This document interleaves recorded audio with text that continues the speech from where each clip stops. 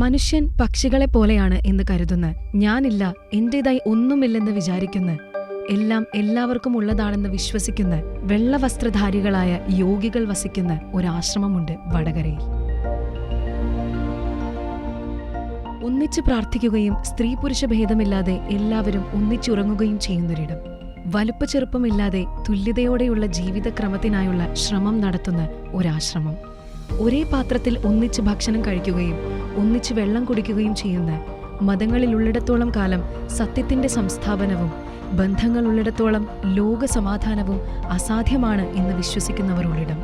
ജാതി മത ലിംഗ വ്യത്യാസമില്ലാതെ അച്ഛൻ അമ്മ ഭാര്യ ഭർത്താവ് മകൻ മകൾ തുടങ്ങിയ ബന്ധങ്ങൾ പോലുമില്ലാതെ ഏകോദര സഹോദരങ്ങളായി ഇവിടെ അവർ ജീവിക്കുന്നു.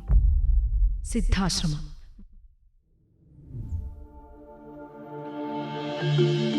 വടകരയിൽ 60ഓളം ഏക്കറിൽ പടർന്നു കിടക്കുന്ന സിദ്ധാശ്രമം സ്ഥാപിക്കപ്പെടുന്നത് 1921 സ്വാമി ശിവാനന്ദ പരമഹംസർ സ്ഥാപകൻ. രാമക്കുറുപ്പ് എന്നാണ് ഇദ്ദേഹത്തിന്റെ പൂർവാശ്രമത്തിലെ യഥാർത്ഥ നാമം. വടകരയിലാണ് ജനനം. ഭാര്യയുടെ മരണശേഷം മനുഷ്യന്റെ തത്വം അന്വേഷിച്ച് യാത്രയായി. തമിഴ്നാട്ടിൽ വെച്ചാണ് സിദ്ധതത്വം മനസ്സിലാക്കുന്നത്. അങ്ങനെ വടകരയിൽ സമാജം സ്ഥാപിച്ചു. 1952 സ്വാമി ശിവാനന്ദ പരമഹംസർ സമാധിയായി. ശിവാനന്ദ പരമഹംസരുടെ സമാധിസ്ഥലം ആശ്രമത്തിന് മധ്യത്തിലായി കാണപ്പെടുന്നു. ആത്മസാക്ഷാത്കാരത്തിനുള്ള ഏറ്റവും ഹ്രസ്വവും എളുപ്പവുമായ മാർഗം സിദ്ധവിദ്യ എന്ന് പറയപ്പെടുന്നു. ഇപ്പോൾ 300ഓളം പേർ വടകരയിലെ സിദ്ധാശ്രമത്തിലുണ്ട്. 5 സിദ്ധാശ്രമങ്ങളാണ് സമാജത്തിന് കീഴിലുള്ളത്. പ്രധാന ആശ്രമം വടകരയിലേത് തന്നെ. പേരാമ്പ്രയ്ക്കടുത്തുള്ള കായണ്ണ, കണ്ണൂരിലെ ഈയൂർ, തിരുവനന്തപുരത്തെ മണ്ണൂർക്കര, തമിഴ്നാട്ടിലെ അമ്മപാളയം എന്നിവിടങ്ങളിലാണ് മറ്റ് സിദ്ധാശ്രമങ്ങളുള്ളത്. സിദ്ധാശ്രമങ്ങളെല്ലാം പൊതുസമൂഹത്തിൽ നിന്ന് പൂർണ്ണമായും അകന്നുമാറിയാണുള്ളത്. ആവശ്യങ്ങൾക്കല്ലാതെ സാധാരണയായി ആശ്രമവാസികൾ പുറത്തു പോകാറില്ല. ഒരാൾ ആദ്യം സിദ്ധാശ്രമത്തിൻ്റെ ഭാഗമാകണമെങ്കിൽ ആദ്യം സിദ്ധവിദ്യ സ്വീകരിച്ചതിന് ശേഷം സിദ്ധവിദ്യാർത്ഥിയായി ജീവിക്കുക.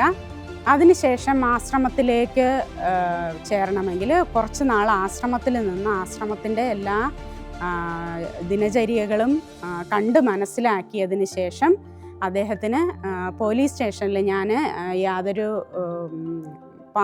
കക്ഷി രാഷ്ട്രീയത്തിലൊന്നും പെടാത്ത ആളാണെന്നുള്ള ഒരു സർട്ടിഫിക്കറ്റ് വാങ്ങിച്ചതിന് ശേഷം അത് ആശ്രമത്തിൽ കൊടുത്ത് വീണ്ടും ഒരു പ്രൊബേഷൻ പീരീഡ് പോലെ ആശ്രമങ്ങൾ അവരെ നിരീക്ഷിക്കുകയും തൃപ്തിയാവുന്ന പക്ഷം ആശ്രമത്തിൽ ചേർത്ത് ആർക്ക് വേണമെങ്കിലും, അങ്ങനെ ജാതി മത വർഗവർണ്ണ രാഷ്ട്രീയങ്ങളൊന്നും ഇല്ലാതെ ആർക്ക് വേണമെങ്കിലും സിദ്ധസമാജത്തിൽ ചേരാവുന്നതാണ്.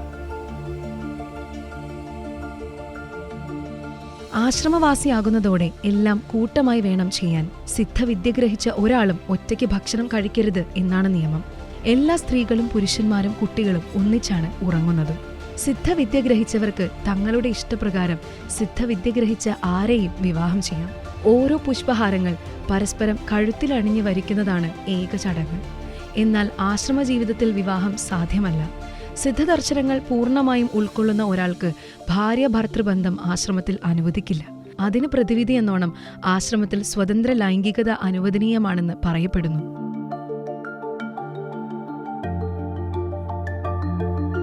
ഇത് ആദിശങ്കരാചാര്യർ ഉപയോഗിച്ചു വന്നിരുന്നതായ പഞ്ചലോഹം കൊണ്ട് നിർമ്മിച്ച കമണ്ഡലമാണ്. ഇത് ശൃംഗേരി മഠത്തിൽ സൂക്ഷിച്ചിരുന്നു.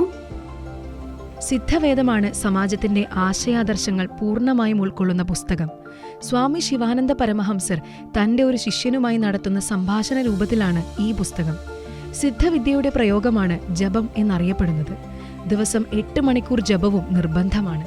സിദ്ധ സമൂഹത്തെക്കുറിച്ച് പുറം ലോകം കൂടുതലായി അറിയുന്നത് അവരുടെ മരുന്നുകളിലൂടെയാണ്.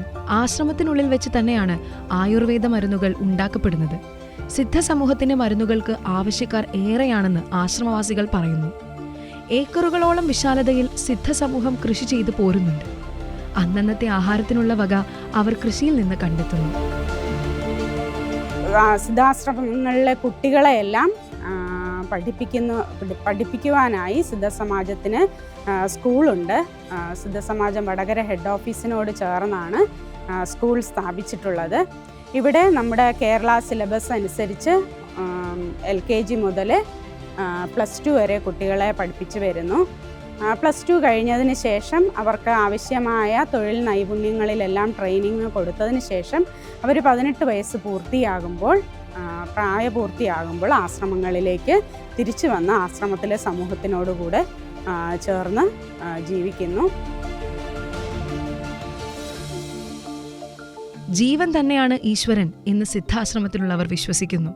മതങ്ങളിലുള്ളിടത്തോളം കാലം സത്യത്തിന്റെ സംസ്ഥാപനവും ബന്ധങ്ങളുള്ളിടത്തോളം ലോകസമാധാനവും അസാധ്യമാണ് എന്നവർ ഉറപ്പിക്കുന്നു. അവരുടെ വിശ്വാസം അവരെ നേരായ വഴിയിൽ തന്നെ കൊണ്ടുപോകട്ടെ.